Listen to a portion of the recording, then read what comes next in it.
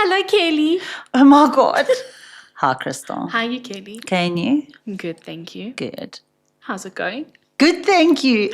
Guys, Kelly hates it when I say hello, how are you? How's it going? It's so awkward. She makes and then she's like, sounds like she's so uninterested, but she's really not. She loves People have being even here. said that I sound angry. Hello, how are you? But now hold on, before we carry on, guys, remember, like, subscribe, share, and comment. And please help us by commenting and giving us feedback on what you're listening to. And if you've been in a similar situation. And thank you to the ones that have commented. And to the ones that don't want to comment. Fuck you. Fuck you. So anyway, guys, so the introduction is done. But comment if you've got your own story to tell. Make a comment in the comment section. I'm so excited and I'm like not focused. Guys, we got new toys. Okay, so we've got like these Lani marks in front of us now. Like how many marks have we gone through? Like this is like our fourth. Yeah. See, everything changes. Things get set up on stands, yeah. And this one's even got a mute button on it. But we're not going to use it. And it's super sensitive to our, what did you say? Super sensitive to the surroundings. You're so thick. I swear you're the thickest bint. Like there is. But isn't that brilliant? It is. And it's quite cute. Like, do you know who does professional. That? Yeah. Who? What? Are we there yet? Shrek. Donkey. When they're traveling in the onion. Oh, I didn't even know that. Jesus, didn't you watch Shrek? I did watch Shrek, but I swear I never picked up on that part. Oh, it's brilliant. I was more though, we're making waffles in the morning. And then we can tell manly stories. Can I come home with you? Can I come home with you, please? Please. Okay, anyway, moving on, guys. It is June, the month of men's health. Wow. It is June. Men's mental health awareness. Well, I didn't know that, so I learned something new while we were sitting here. Guys, do you know how many people don't know that June is Men's Mental Health Awareness Month? Well, I think it's advertised a little bit more now, but it never used to be a thing. But was it always a thing? Or is this a recent... I would be lying if I said I knew how long. Let me Google it. But, I think it's pretty cool to bring awareness to it because it's definitely one of the things that are still stigmatized in the sense where men's mental health must take a backseat. Although... It's very long, sorry to cut you off. It's from 1994. Did you know that? Oh, clearly not. Neither did I. So it's quite a long time. And but also doesn't that show you, like, it became a thing in 94 and it's only actually something now that's mentioned on social platforms and stuff like it's a proper thing. Yeah. Like, because I didn't know up until I think about 2 or 3 years ago, I'm not going to lie. I only knew now. So guys, don't feel shy to reach out. Yeah. Funny if I think about it's not funny. Like with regards to counseling and coaching, yeah, there is 2 out of 10 clients that are men. Very, very few seek. Yeah, because it's like, if you're a man, you're supposed to just handle. Yeah, you're supposed to just swallow. Yeah. Excuse the pun, guys. Anyway, moving back to men's mental health awareness. Statistically, if suicide in men, 3 to 4 times higher than women. That's correct. Can't communicate because they just need to. Do you want to know something? Tell me. Did I ever tell you about Fabian's first panic attack? Okay, go for it. I do know the story, guys. So why did you shake your head no? Because I think it's a funnier story, but like... But shame, you don't want to talk about it. We can talk about it if you want to talk about it. It's a real thing, though. Okay, now I suppose maybe people will feel comfortable because he's a fully grown Fabian's man. a man and he's a real man's man. And I've always said that if you don't understand, if you've never experienced depression, anxiety, anything of the sort, you can't really judge on it because you have no idea. And let me just, sorry, I'm batting in there. But also when we do talking, she's going to tell you Fabian's story. And why I think it relates to a lot of other men is because Fabian's a man's man. Like, they don't allow small things Yeah. to get to them. He isn't a depressed person. And he's not just, he's Lebanese. Yeah, like, there's no sign feelings. Yeah. of an anxiety You and depression. internalize your struggles. And it doesn't exist. Yeah. So when she's talking about Fabian and she tells you the story, this is a strong... Jesus, how far back do you think I'm going to go? I'm not writing No, I'm him just a fucking saying, book he's here. a strong person. It's not like Oh, he's... yeah. It's not like something he does he doesn't... Oh, no. Okay, but like, it's a I'm funny just story getting- and now you're making it really serious. I know, but it's also, if men are listening to it, they must understand this is someone that's a strong... No, that's, yeah. And strong carefree. character. Fabian is completely carefree. Everybody that knows Fabian knows that he's chilled, calm, always laughing. I don't know anyone that doesn't like Fabian. And very accommodating and That's what I said, nothing everyone's gets to him. friend. And yeah, he's really chilled. Wakes up in the morning happy. Like a fucking psycho. Okay, so tell the story. So, geez, guys, I'd be lying. Okay, I think it was about 3 years ago. It could be 4. I have zero concept of time. Honestly, I'm useless. People are like, oh, no ways, how old are you? And I'm like, 27. Wow. Moving on. So we were at friends of ours. And I can't remember the occasion, but we were there for something. Must have been like a birthday or... Anyway, there was a couple of us. And family, friends, and whatever. So we're there. It's January. And... yeah, we dished up. We were eating lunch and stuff. So Fabian and I were sitting at the same table. And we were sitting with my friend's mom and stepdad and talking. And the next minute, Fabian got up, but he was taking his plate to the kitchen. And he turned around and he looked at me and he said, are you finished? Can I take your plate? But I wasn't finished. Like, how dare you? It's like me and my food. What? Bitch. And I looked at him and I was like, no, I'll bring it now. And he's like, can I take your plate? And I was like, what the hell? And he said, just bring your plate. Like, come with me.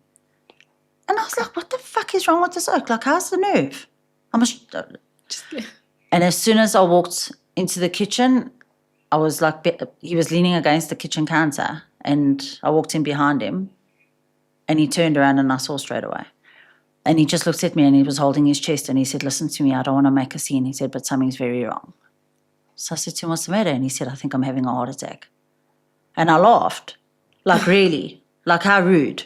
We ate friends for lunch and you want to have a heart attack? No, my man. We've got desserts coming. So I looked at him and I just said to him, okay, well, what's happening? Checked his eyes, checked his skin, checked everything. He was literally in the beginning stages of an anxiety attack. So I said to him, okay, listen, you're not having a heart attack. This is what we're going to do. And he's like adamant. He needs to get out. He's taken off his shirt. There's a lot of Fabian walking around that kitchen, pacing up and fucking down. And I'm like, dude, let's just go. We're going to go outside. We're going to walk outside, just the two of us. So I open the front door. He walks outside. He's on the driveway and he goes and he's leaning against the gate. And he just wants to take his pants off. Now, I mean, sorry to share this, but Fabian's not the type that wears jocks. So I'm like, no, we can't do that because I said, but just walk around. You've got your shirt off, you'll be fine. Now, there's so many different ways to deal with an anxiety attack. But when it's somebody's first one, all they're thinking about is that they're dying. That tremor, intrepid fear that is in your, it's the most horrific experience. And it comes from nowhere. Nowhere. Hey? Absolutely. Breathing changes, nowhere. Skin color changes. Some people even break out in little rashes or hives, sweats. There's so many different things, but so many that relate to that heart palpitating anxiety that your heart is going to stop. And literally your brain believes it. So there's not really much you can do for someone when they're having their first one. You literally just have to ride that fucking wave.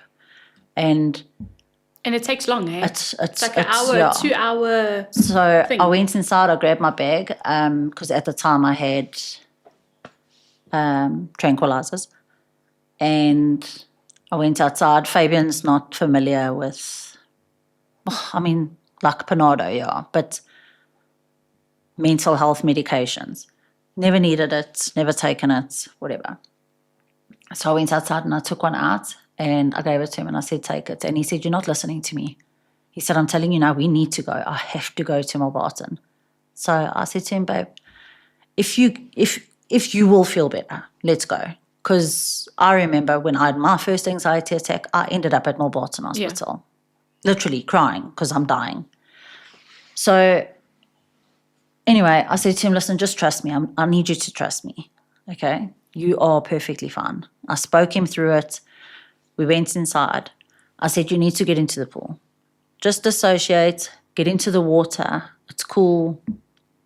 You'll be okay. So he's like, okay, but I don't want anyone to know this and that. Now, no, I should have taken him there and then. We should have left. Yeah. But I wanted dessert, okay? And this oak's fucking panic attack just rocks up. And now that's a me problem. Yeah. I mean, come on. Like when I'm sitting having panic attacks, I do it on my own. But anyway, so we go inside, he gets in the water, but obviously Dom being Dom, she picks up straight away something's wrong. So she comes up to me and she's like, what's going on? So I was like, this oak's having a panic attack. So she's like, what? I said, yeah. So she's like, Fabian. I said, he's having a full-blown fucking anxiety attack. And she was like, no, dude, like, what the hell? So anyway, our friends being our friends, Darren goes and pours a whiskey and gets in the pool with Fabian. No. Sorry, Darren got in the pool with Fabian. Jean poured the whiskey and gave it to him and went and put his legs in and they were sitting with him chatting while he's... But that's what helps, though. No, but listen, it was the most beautiful thing. But they couldn't have done more wrong things. Why? Because, so Darren went in and got into his space. Okay. Jean poured him a fucking whiskey. We don't need alcohol. But these are his brothers. These are his best friends coming to his aid. Anyway, that was the funny part about it. Got him out of the water and I said, okay, let's go.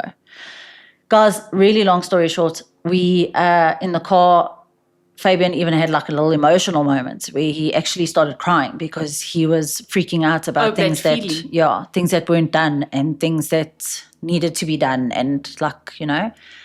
And I said to him again, I will take you to the hospital if you want me to, but I promise you I've got you. Yeah. Let's go home. I promise you I've got you. Got home and it was a 3.5 hour episode from start to him falling asleep. Yeah.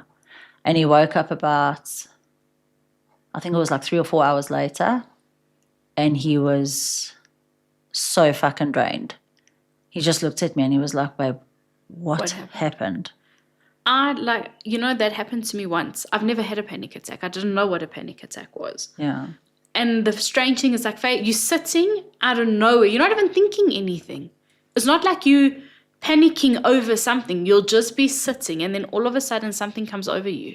Yeah. It's the strangest But it takes the feeling. smallest trigger because you must remember you also, in Fabian's case, he was harboring a lot. But he didn't even know he was harboring a lot. That's it. I was actually overseas. I was in Lebanon and the kids were babies. They were small. I was with my mother-in-law, my husband, and I was having coffee.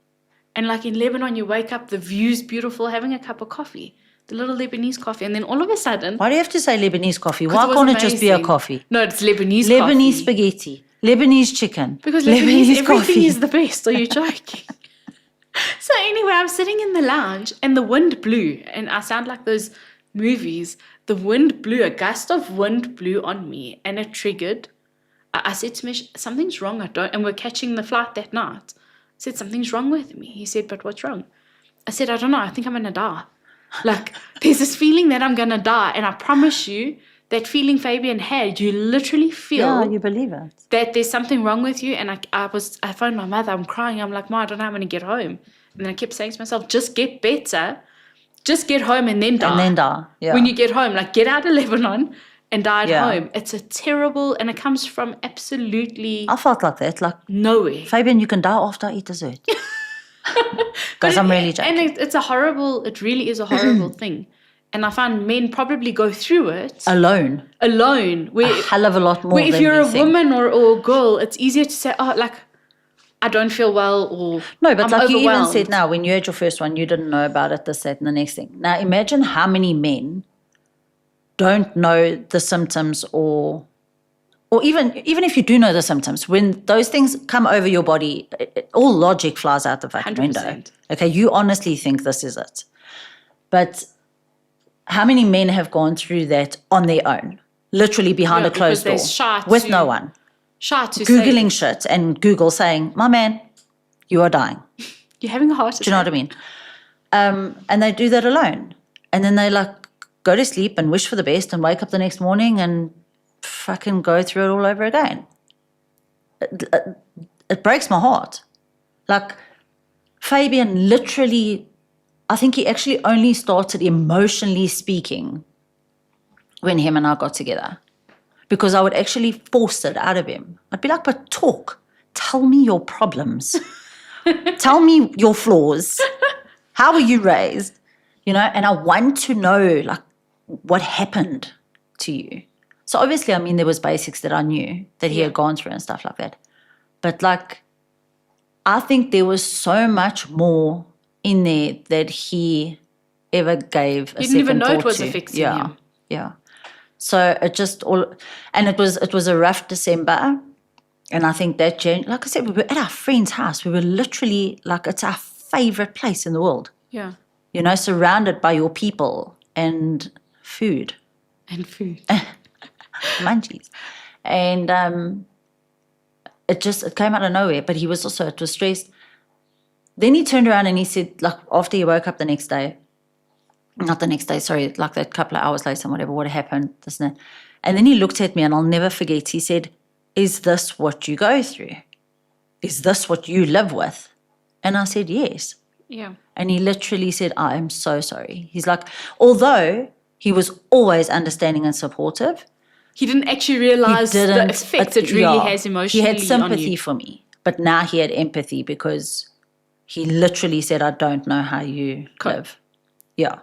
But now you must remember, after me being like this for so many years, you know your triggers, you know the signs. Even though your brain is still telling you the same bullshit, you learn coping mechanisms. If she picks up her phone while we're busy one more time. Sorry, guys, I just got a message. Oh, my God. Okay, hold on. Me also.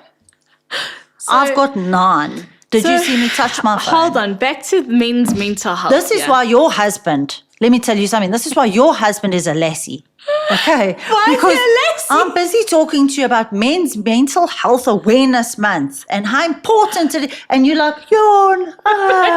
Pick up my phone. You know what? A lot of people Shame, listening Mish. that know me will agree with you, because often they talk to me and I just fuck off and don't dissociate even and pick up answer your what phone. they're saying. But I was thinking of stuff to tell you about this topic. I wanted to tell you that when it comes to I men's, have to do it. I was thinking of stuff. I never said thinking of stuff. I said thinking stuff. You fucking want to finish my sentences for me. Let me finish talk and then correct me. Talking. Let me finish talking. Why would I say let me finish talking? Let me finish talk and then you can carry on. You should become a fucking elocution teacher. That's what you should do. Elocution lessons. Guys, if anyone wants English elocution lessons, please, not at Kelly sitting on her couch. She will host some what, Kelly? Give me correct wording for it. Listen to me. I've apologized previously on other podcasts for this. The thing is, you make it so hard. And I don't know why I'm like this. I don't know. Because you're a fucking bitch, we've established. Yeah, yes, that. But you make it so... You're going so off fucking topic here. But I mean... We had a thing. Okay, I'm going to let you finish talk. Yes, let me finish talk. Okay, finish talk there. Or must I say, let me finish talking? Yes. Okay, so now we're going to be talking proper English, guys. This is not a relaxed podcast anymore. This is a professional one. What was relaxed? Your fucking brain. So anyway, what I'm trying to say here is when it comes to men's mental health, guys, today I think it's a lot worse because men have got so much responsibilities than before. Things are difficult. Things are hard. And I find that's why a lot of men they're taking strain of everything they have to provide for their wives, families. I don't know, dude. I think the Oaks in 1920 and shit in Montana had it a hell of a lot worse than our guys today. I disagree. And you must remember, today women want their equal power, equal rights, blah, blah, blah. It's two-income households. What I think is happening, without disregarding what you're saying, I know what you're saying, but it's gotten to the point where I think it's more okay for men to feel. Things are more available to them with regards to terms of understanding emotions and stuff. So I don't know, maybe they're more aware. Well, they're saying higher suicide rates among men, especially middle age, lack of social support and untreated mental illness are contributing to factors. The role of firearms and access to lethal means. So there's a lot more men committing suicide than women. And I'm saying it's also probably because there's so much that they actually there's can't so talk much about. pressure on men. They don't want to come home and offload on the wife and have her stress.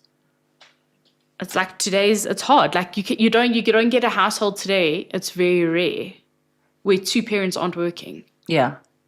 There has to be two people working. Yeah, 100%. And I just think that as a man already, it puts them down. And also I think maybe social standards today. Jeez, like it's, Yeah, you're allowed. You're allowed. I think social status today puts so much pressure on men unnecessarily because they feel like they need to become this version of what society is going to accept. And listen, maybe in some cases the wives do that to the husbands. Maybe girlfriends do that to boyfriends. You know, like, why don't we have this? And why can't we have that? Yeah. And I might be one of those because I want a new pair of New Balance. And Fabian's like, maybe next. And I'm like, why? No, now. And I will buy them. Yeah, so that's why I do think society in today's day and age is a lot of reason that men have that mental breakdowns more than before. A lot of millennials, oh my God, are we, yeah. We the middle-aged now. Yeah. Let me just have a little smoke quickly. Wow, okay, but a lot of millennials are also recovering from childhood trauma and certain things because you must remember the generation that we were raised by, they were raised by the silent generation. I touched on that in the last one. So, like, psychologically speaking, millennials are, I want to say the healing generation, but sure, so many people are messed up, eh? I mean, if I think about some of my clients and stuff like that, like it's really sad. And they've got girlfriends and wives and there's stuff that they cannot communicate to their people. Because as men, they're supposed to just be able to handle it. Yeah. But as a healing generation, I think they're feeling stuff more without feeling it. Is this making any fucking sense? I don't really know because it is, but I don't know if I listen back to it if it isn't. But I understand what you're trying to say. So yeah, guys, if any of you guys are listening and you are feeling slightly overwhelmed, like really don't be shy to reach out. There's always help, I promise you. And I think with guys, if you meet up with your friends and stuff like that, like I know personally, like our friend group is very, very strong with the I love yous and like I can phone any one of my friends' husbands at any time and ask for help if needed. And it won't even be a second question. It's like there. So the guys also really look after each other. Like they touch base, they talk, they communicate. If one goes a little bit quiet, I think Darren's definitely like the caretaker in that sense. Like he'll pick up on it all the time and he'll phone Fab and he'll be like, boy, how you doing? Are you okay? Yeah. What's happening? And I think that's also really, really important to have friendships like that and to have people like that in your life. But if you don't, there are people out there that you can talk to. Like you'll actually be so surprised if There is help. Yeah, there really is. I know we sound like a 0800 toll-free hotline at the moment, but no, But it's the seriously, truth, reach though. out. Yeah, seriously, please talk, because it's just that one moment, and I don't want to talk too much about it because it really is. It's hectic. It's sad. I mean, I've lost so many friends to it as well and stuff, but it's just that one moment of weakness that you've had, and it's that build up, and you're so deep and dark in that hole that you don't even see one speck of light. And even if you're not the person going through it, and like Kelly was saying, you've got a group of friends and one is just touch base, phone call, hello, how are you? Just be there for and that you never know, person. you could touch base at that one deepest, darkest moment and help a friend. Yeah. Help a friend. So yeah, Kelly, what else? I don't know. I want to phone Fabian and say, hey, love you, babe. Very heavy. No, but it is convo. heavy. It really is heavy. And listen, like I said, June means Mental Health Awareness Month. I think we should care a little bit more. You know, Just be a bit more sensitive to the guys. I'm going to be nicer. Only for June though. But do you know that it's actually ironic that Fabian ended up having anxiety when he got with me? Self-explanatory. Oh, bless him.